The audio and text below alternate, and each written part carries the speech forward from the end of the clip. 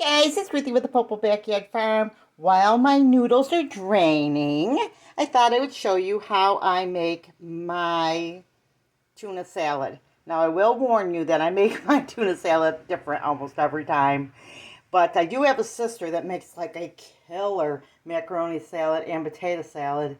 And I don't know, she just gets it perfect every time. Everyone's like, you should sell this stuff. But anyway, this is mine.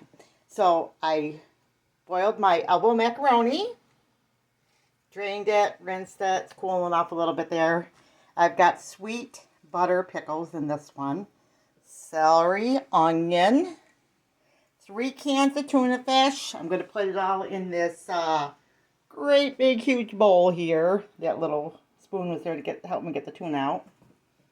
And then I'm going to add a ton of mayonnaise to make it moist. Not too overdone, but not too underdone so that it's not dry.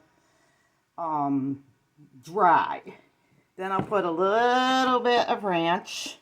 And sometimes if you run out of mayo, you can use ranch. But afterwards, I'm going to add some chili powder. Not too much. Salt. I'd add pepper, but Clay's not a pepper guy, so we're not going to use pepper. But that's my tuna salad in a nutshell. Kind of a version of that. I'll make a great big huge bowl, and Clay and I will eat it for 3 days. Sometimes we'll just eat it. We'll eat a couple meals plain, then we'll eat it with a hot dog, then we might eat it with a piece of chicken.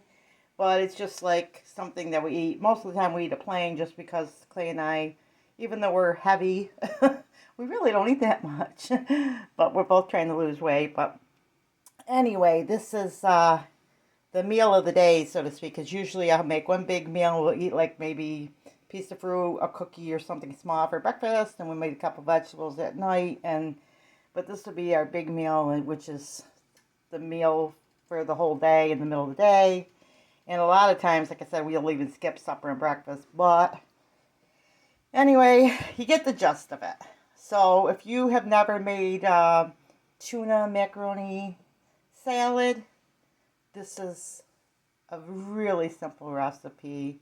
Everybody loves it. It's great for picnics and all that kind of stuff. So just a little short version because some of you guys, you know how to boil noodles, you know how to chop vegetables.